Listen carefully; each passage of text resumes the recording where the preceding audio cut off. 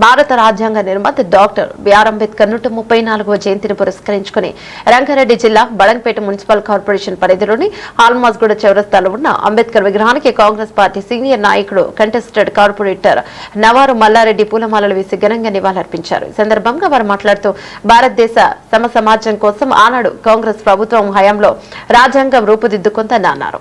ఈనాడు కాంగ్రెస్ ప్రభుత్వంలో సీఎం రేవంత్ రెడ్డి నాయకత్వంలో ఎస్సీ వర్గీకరణ బిల్లుకు ఆమోదం తెలపడం జరిగిందని గుర్తు చేశారు.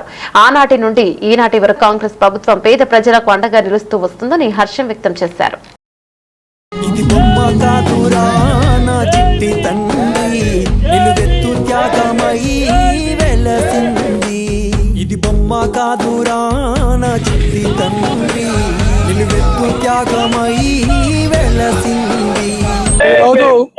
భారత రాజ్యాంగ నిర్మాత భారత రత్న అయినటువంటి డాక్టర్ బిఆర్ అంబేద్కర్ గారి 134వ జయంతి సందర్భంగా ఈరోజు అల్మాస్గూడ గ్రామ పరిధిలోని వైఎస్ఆర్ పార్క్ వద్ద ఉన్న అంబేద్కర్ విగ్రహానికి పూలమాల వేసి ఘనంగా నివాళులు అర్పించడం జరిగింది.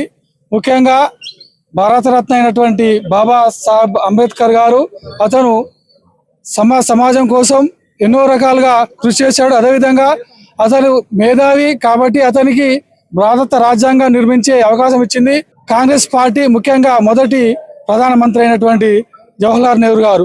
అదేవిధంగా కాంగ్రెస్ పార్టీ అంబేద్కర్ గారి ఆదర్శాలను నెరవేర్చింది, ఆచరణలో పెట్టిందని చెప్పి సందర్భంగా నేను తెలియజేస్తాను.